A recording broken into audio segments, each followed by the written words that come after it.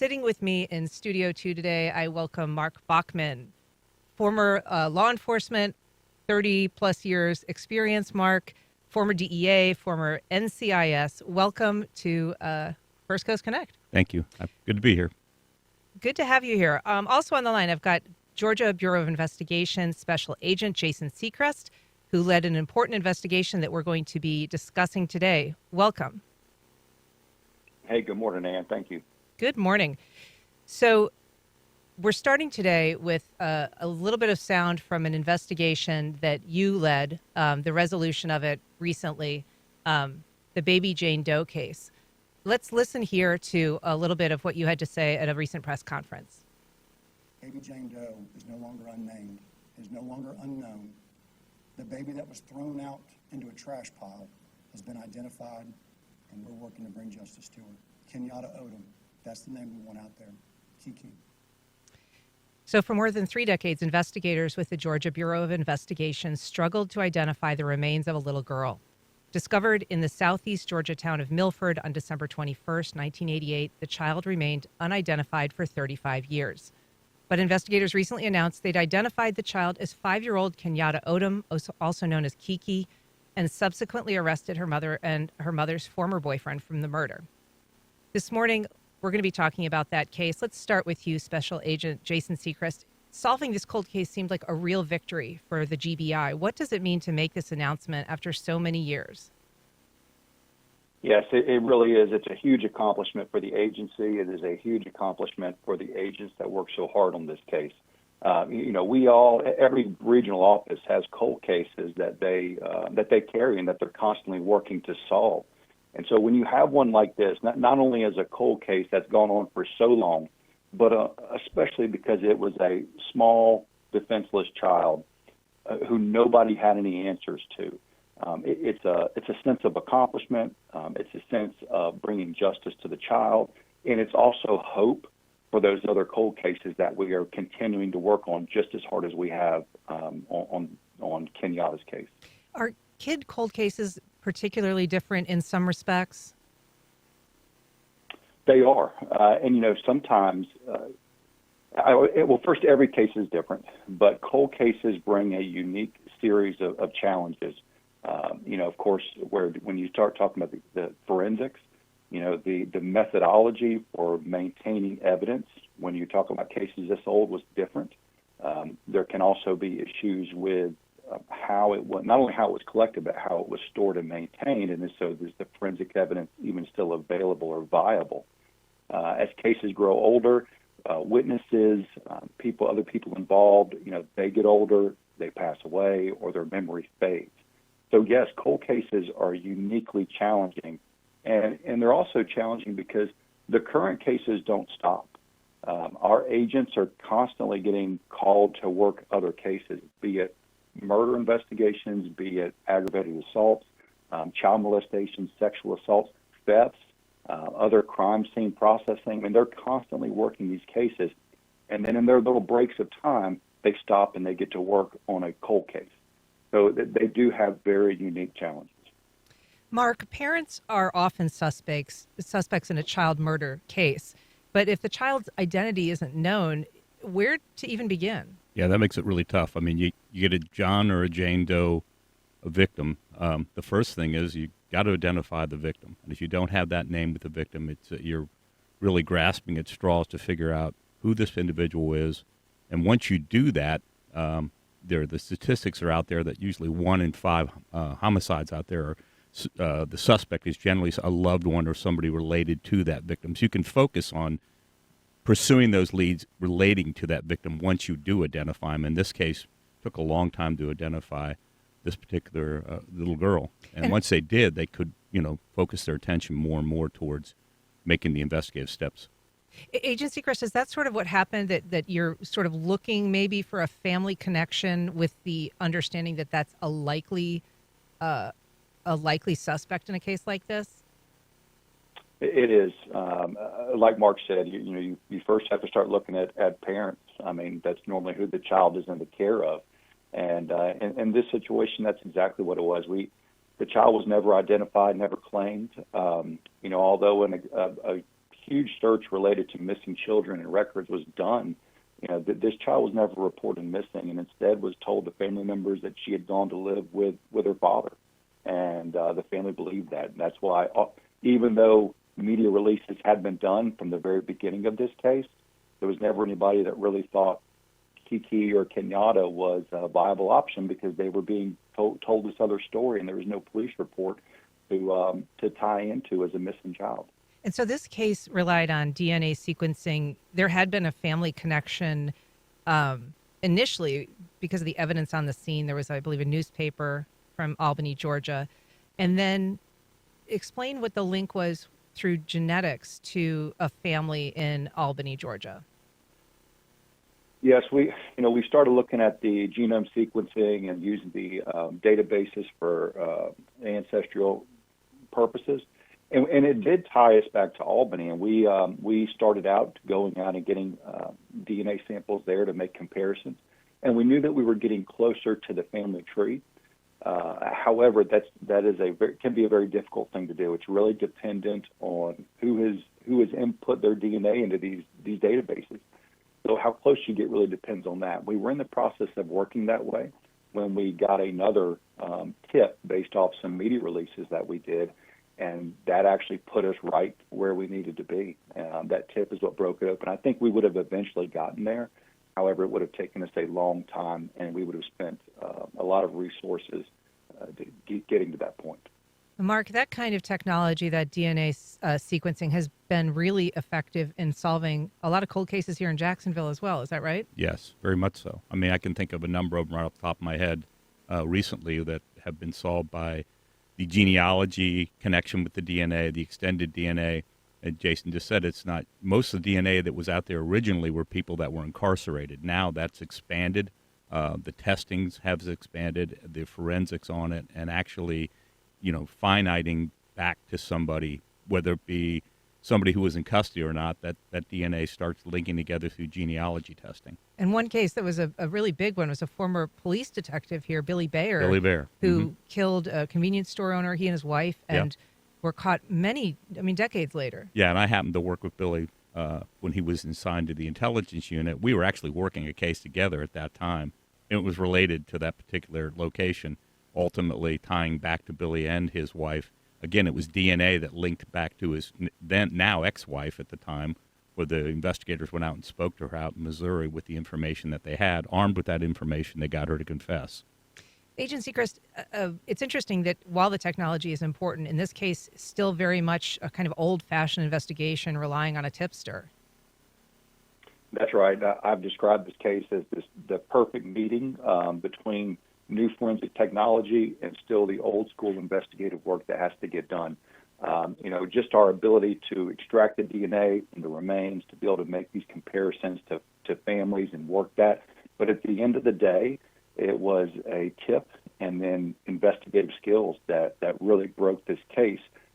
But without the forensics to be able to go back and match it up, we still never would have had confirmation.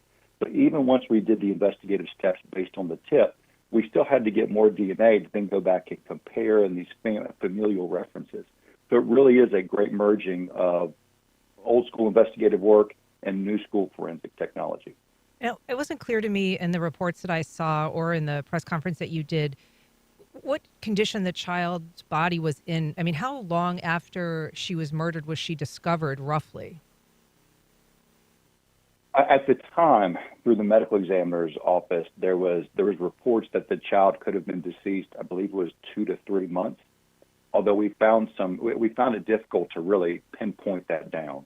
All we know is that she was left out there in a terrible condition, and she had been placed inside of a cabinet while being within a trunk that was wrapped up in a blanket and a duffel bag and basically encased in concrete. I think that has created some difficulties in really giving us an exact time or range for date of death. The murder indictment says that the girl's mother and live-in boyfriend had caused severe injuries or disfigurement that ultimately, perhaps involving hot water, but it says that the indictment says the body of the child in hot water, which caused the death of said child. So the belief is that she was injured in some way by the parents involving hot water? Well, I'm not going to speak to the specifics in the indictment. I'll let those speak for themselves. But yes, we do believe that the mother and her boyfriend either did something to create injuries or, allowed that to happen. Mm-hmm. And a serious attempt, though, to cover up the crime. As he said, the child's wrapped in blanket, in a duffel bag, trunk, TV cabinet. So it was a pretty concerted effort, I would guess, to try to hide the body. Absolutely. And then on top of that, driven several hours away into a very remote rural area in Millwood, Georgia, which is in Ware County, and basically dumped in what was an illegal trash site at the time. Even the old crime scene photos, you can see that an old desk has been dumped out there, and there's other trash and debris out there. The child was basically thrown away. Mark, what does it mean for people, this long-delayed justice? I know that we talked about the Billy Bear case, and I know that one of the investigators said that he was kind of living his best life at that point. He was out golfing every day. How much of a turnaround is it for, defendants in these cases who've gone so long undetected to then suddenly be brought to justice? I knew Billy, so I knew who he was. I know what kind of person he was. Pretty quiet, reserved guy. I was an investigator. I had been with JSO for a long time, retired. He had remarried, actually remarried a police officer's widowed wife, and he was out living his life. I think he'd probably just put it out of his mind. A lot of these people just seem to forget it. Psychologically, they just remove it, and they move on. I don't think they live with shame. They'd already done it. It's a well-kept secret, and they're going to keep it that way. Agent Seacrist, what can you tell us about the two when they were arrested? Would their arrests have been a surprise to them, or would they have been contacted by and talking to investigators before the murder indictment was handed down? Yes, but we had actually interviewed them prior to the indictment. I believe that they had to know that it was eventually coming, but I can't speak to their specific state of mind or what they were thinking. But they had to know it was coming. Talk a little bit, if you can, about how invested the investigators were in this case. I know that one of the special agents assigned to it had a real kind of close personal commitment to trying to resolve this cold case. That's right. Every investigator, I think, that was assigned to this has really looked at this case with a deep desire to solve it because of this little girl just thrown out in the trash like this. Even the initial investigator, he is still alive, but was unable, due to health reasons, to be able to make it to the press conference. His son and granddaughter came because they knew about this case and how much their dad was wanting to get this case solved. The current Ware County Sheriff was one of the original investigators that responded to that scene. He's always been vested in this case and been big on helping us, collaborate to get it solved. An agent from 10 years ago that worked on this case, he called me the night after the night of the press conference and was just, we were talking about how great it was to finally get this case solved and how that was the one case when he looked back on he wished he could have, solved like this. And then yes, the current agent that is assigned to that case, she's a Waycross native. She had heard about this case as she was coming up, and she was with Waycross Police Department before she came with the GBI. And that was a case she wanted. Like, she wanted the Ware Baby Jane Doe case. And she pursued it vigorously from the time that she got it, while working some other really big cases. Actually, even this year, since we got the break that we needed back in January, she has worked one case that really almost pulled her away from this for a couple months on a really gruesome murder. And but, man, she's just stayed with it and was dedicated to getting this end result. And so there are a number of charges in this case that each of the defendants face. There's the felony murder charge, which I know you said there's no statute of limitations on murder, but there are statutes of limitations on other lesser charges like aggravated battery or conspiracy to conceal the death of another person. Can you explain why it is that those charges are are being brought when you would think that they might have passed the statute of limitations? Sure. And I'm going to speak very briefly to this because I think the district attorney is probably the better one to speak to the technicalities. But, the statute of limitations actually starts when it becomes known. And at that time, there was nobody that was known to have done this. So, basically the charges can be brought later on if they're not known at the time. And so, but again, I'm not the legal expert as far as prosecutions. So the district attorney is really going to be the best one to answer those questions. And so what happens now to the two defendants? They have been arrested, and they are I believe they're still both in the Dougherty County Jail. They will await now the prosecutorial process. I'm sure they will have a bond hearing at some point, and then eventually they will get set on the trial calendar for them to go to trial. Mark, any final thoughts about how this case is instructive overall in terms of how law enforcement is doing business these days? I mean, this case, the work on it was incredible. Obviously, it's a cold case, a very long cold case, dating way back, 30 plus years. I think what's important to realize is that, and Jason spoke to it, is that you had a young little girl. The decomposition was pretty bad. Placed in a very small rural county where there's limited resources in that sheriff's office. They relied heavily on GBI, and that's a really good thing because they always coordinate these investigations. Oftentimes you see victims that are placed in very small rural areas, and it's incumbent upon law enforcement to coordinate those efforts. The sheriff never gave up on it. The investigators never gave up on it.